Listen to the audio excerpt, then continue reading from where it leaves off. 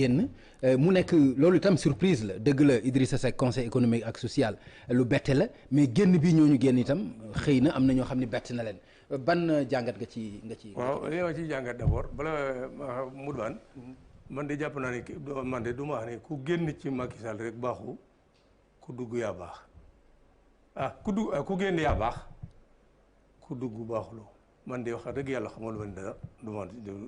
loolu quand même yaakaaruma ko ñii dugg nag am na ñoo xam ne seeni du génn du rafet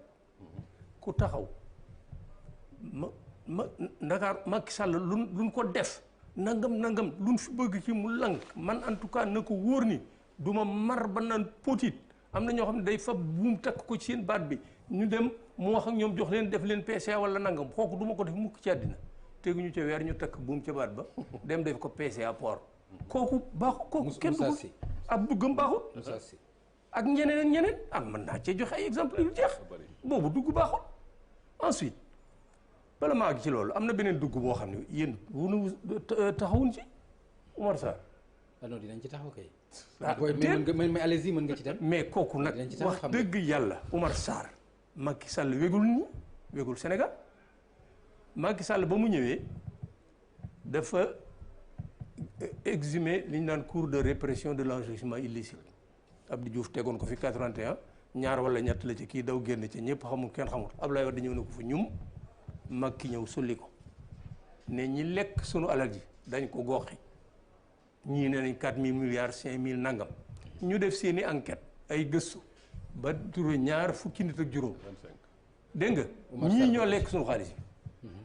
bi ñu commencé ci Karim gis ngeen na mujje d'accord ay da jong léegi nangam jaay ñoo nekk seen kër waaw kii Oumar Sarr mii ba ñu waxee Oumar Sarr xam nga ku ma ko tegoon Oumar Sarr bu réew mi wallahi mënu moon a xalaat ne Macky Sall ñemee na loolu kii ñu ne dafa lekk sunu xaalis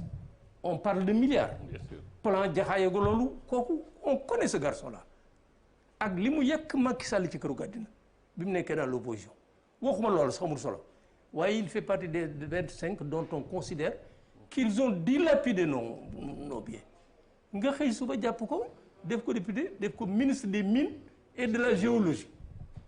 nun day sunu or baag yooyu fee mën nañ tiit nañ mais kooku les gens n'en parlent pas. c'est ñi génn ñoom Amadou sorti boobu quoi sorti. waaw ñi sorti boobu départ xam nga yaa ngi comparer c'est-à-dire que ils ne sont pas de la dimension d'un Djibo Ka ou d'un Moustapha Niasse ñooñu ba ñu génnee PS am na jeexital ci nguuru ga doy waat mais la parce que bi mu 98 élection législative il a eu 11 députés Djibo Ka kii bu mu génnee 99 il a eu 17%. tout à fait xam nga ñooñu bokk mënu leen a comparer dimension yi bokkuñu tout à fait jàpp ma ne ñooñu am nañu kii boo xam ne bi bu ñu defoon élection tey danañ am résultat yoo xam ne dana am jeexital ci kii woowu gi yaakaaruma ko. d'accord Modou Bane ci départ yooyu. départ yi man dama bëggoon wax d'abord ci benn entrée muy Antoine Félix Diome. gis nga Antoine problème bu rëy la nar a indi ci Sénégal et moi je lance un appel à l'opposition c'est-à-dire que lu Macky def ñu toog seetaan ko ëllëg bu Macky jàllee ñu taxaw di yuuxu et moment bi ñu yore yuuxoo duñ yuuxoo Antoine c'est un ami intime il est de l'APR. Xombol day jàppale waa APR Xombol il est de Xombol. L'opposition avait exigé. Non mais au moins opposition bi dafa exiger opposition bi dafa exiger une personnalité neutre. mais il est plus dangereux que. non xoolal oui mais opposition dafa exiger une personnalité neutre ñu nekk ci dialogue. mais na fa teg ku neutre mais Antoine n'est pas neutre et en plus j'interpelle l'OFNAC. mais élection yi est-ce que intérieur ñoo koy organiser. non si bien sûr. Sur son cas ba léegi j'interpelle l'OFNAC ci déclaration de patrimoine yi. moi je voudrais que les déclarations de patrimoine soient publiées et que bu Antoine Diome parce que dafa nekkoon CREI téye ay nit ay doomu jàmbur ay yaayi jàmbur tey bu nekkee ministre de l'intérieur wala def déclaration de patrimoine am nañu wax lan la am Touba lan la am Xombol lu mu am Dakar lan la am Somone na wax oto yeeg compte bancaire nañ ko génne parce que tamit am na foo affaire bi toll mais man je suis pas d'accord tey loolu il faut que ça soit clair soit il quitte ce ministère parce qu'il n'est pas neutre et bu ñu ko fa téye déclaration de patrimoine de grâce nañu évoluer loi bi ñuy publier les patrimoines des gens. kon par exemple lii voilà les départs maintenant pour revenir sur les départs xam nga Macky dafa def sondage pour élection locale yi sondage bi problème am yëpp Dakar la ci problème am Dakar la parce que sondage yi Barthélémy Dias moo jiitu Karim Fofana peef bi ñu wàccee topp ci sondage yi duñ ñëw ne la duñ ñëw tur ay nit dañuy ñëw ni nit ki élection bi Dakar koy voter ki ñuy sondé mooy joxe tur Barthélémy moo jiitu kii topp ci Karim Fofana Dakar Ziguinchor coalition bi UCS bu ñu ànd ak Benno Sonko bu présenté wu les gars vont le battre mais bu éclaté bu affaire yi bu éclaté il a de la chance maintenant boo xoolee au niveau de Podor. mais est-ce que gouvernement dafa régler problème boobu. sondage bi Dakar non du rek mun amaguñu solution. amaguñu mais moo tax l'arrivée de Moussa Sy règle il pense que parce que comme Amadou Ba dem na peut-être l'arrivée de Moussa Sy il pense que mën a combler li Amadou Ba dem mais je ne pense pas. boo demee au niveau de Podor xam nga nu mu tuddee le ministre des affaires étrangères Amadou Ba dafa bëri nit ci côté taal famille taal yi mu remplacer ko la femme. Dagana Omar Sarr ñëw na kii dem Makhtar Cissé dem il renforce la coalition à Saint-Louis parce que bu leen bett suba bu ngeen gisee Ahmed Fall Braya bi nekkoon PDS ñëw. Aly Ngouille Ndiaye au niveau de Linguère dem na le gars de Idrissa Seck ba fa nekk ak le ministre de l'élevage dañ fa bëri doole. donc Macky dafa nekk ci logique gu préparer élection locale yi te day jékki-jékki bett leen daal di dem ak ñoom élection problème am yëpp mooy Dakar ak Ziguinchor tey Ziguinchor bu ñu àndee Sonko aura des problèmes bu ñu àndee derrière Abdoulaye Baldé Dakar nag moom amuñu solution c'est que c'est Barth qui est devant et Pape Ngagne Ndiaye imaginez Barthélémy Dias dem nekk maire de Dakar 2024 élection présidentielle mais ce sera catastrophique pour le pouvoir moo tax comme li kii wax rek nit ki da ngay calculer mais yàlla dafa yor agenda moom tam. d'accord mais bu ñu demee ci nommé maire de Dakar nag. comme loolu ñu ngi loolu day indi problème yi am Guinée Conakry ak yi am ay Côte d'Ivoire quoi. moi je pense que loolu waruñ sax dugg ci gaam yooyu quoi. d'accord malheureusement temps bi dab nañu mais ku nekk rek am nga message boo xam ne di nga ko mën a def professeur Maurice lan ngay wax comme message. waaw man malheureusement li ñu waroon ci waxtaanee yëpp bari na ci ñaari mbir rek temps bi moo. c'est-à-dire Laurent Gbagbo bi mu daanoo perte pouvoir bi ba ñu yóbbu ko CPI ba muy def ba interview bi mu mujjee def. dafa ne liy taal Afrique ñaar la mooy sàmmonte ak charte yi ba pare sàmmonte ak sa kàddu respect des règles et respect de la parole donnée donc je pense que loolu lu ñu war a jàpp la góorgóorlu ci bu baax. non man appel may lancé rek mooy nit ki loo moom am si cër doo xaaru ku la ko jox donc mooy man appel au peuple appel aux citoyens c'est-à-dire nit ñi yeewu xippi xam ne réew mi duñ ko bàyyi nit ñi ñu koy caxatee def ko ay billets donc il faut que ñu xool nu ñuy ku nekk aussi mun si impliqué nu ñuy jàppale mouvement citoyen yi mi ngi développé wu on s'en rend même pas compte mais mi ngi law mais appel bi mooy aussi ku nekk xam ne bul ne ñii la fii soo wax ñu ne gars yi du kenn sa problème bi ku nekk bu defee ku bëyee tànkam defe naa dina joxe dara donc il faut que mu am boobu réveil boobu appel la citoyen yi ñu xam ne dëgg bi ki ngay soppi du homme politique yi ñoom ñoo koy soppi seen bopp. il faut que nit ñi prendre sa responsabilité impliqué aussi doxu dëgg. merci beaucoup doyen Maodo. waaw li ma ci kii li nga wax professeur li nga wax ci kàddu man dama jàpp ne Macky normalement bu ñuy wax affaire deuxième mandat wari su tudd constitution Macky li mu wax taxaw wax ko ñëpp dégg man ku ma xaar troisième mandat doo ma fekk man maa ko def limité ko nangam. kenn mënu la présenté wu ñaari mandat yu tegaloo maa ko wax xanaa nit ñi dégguñu ma ni ku ma fa xaar doo ma fa gis bind ko livre bi mu bind. ndax déggoo li la moo di. déglul may ma tuuti waaw may ma tuuti tuuti campagne mu bindub livre ne je viens solliciter un second mandat mu le second et dernier mandat bind ci livre dem ba jëmmi jamono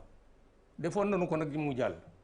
mu ñëwaat ne jox leen un mandat man de wax dëgg yàlla sénégalais yi buñ ko nangoo ñoo ñàkk fayda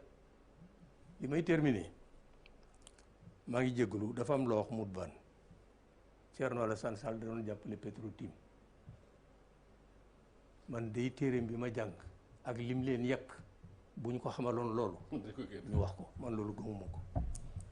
waaw mbiru Thierno Alassane moom da ngay dugg Google rek meeting mu défendre le contrat signé par Aliou Sall d'ailleurs sax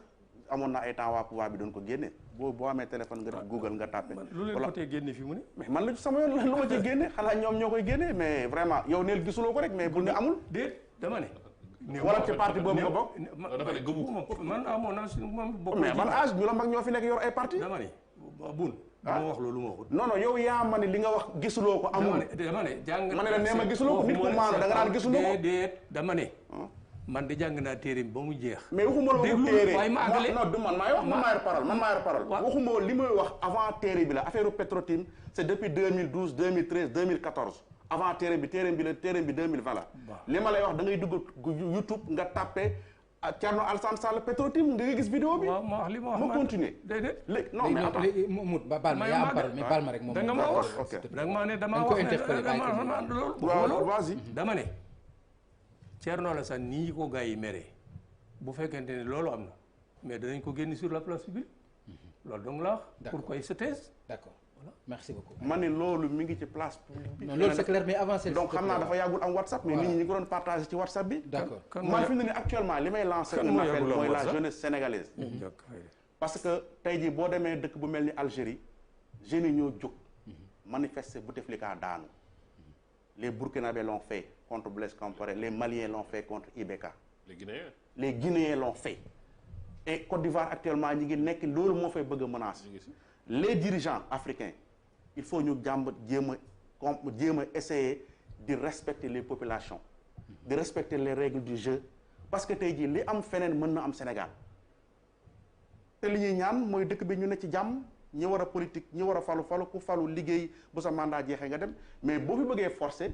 cette jeunesse là qui est là consciente qui est en train de s'organiser non seulement au Sénégal mais en Afrique bu ñu jógee mais benn pouvoir mu leen tenir. d'accord merci beaucoup et c'est vraiment dommage parce que ponk yi ñu waroon waxtaanee ku ne xam na ni dafa bëri ndax macha allah kàngam yi nga xam ne am nañ leen ci plateau bi lu jëm ci wàllu parti démocratique Sénégal amoon na solo pour vraiment ñu waxtaane ko lu jëm ci mbiru Khalifa Sall bëggoon naa ci am seen xalaat point yëpp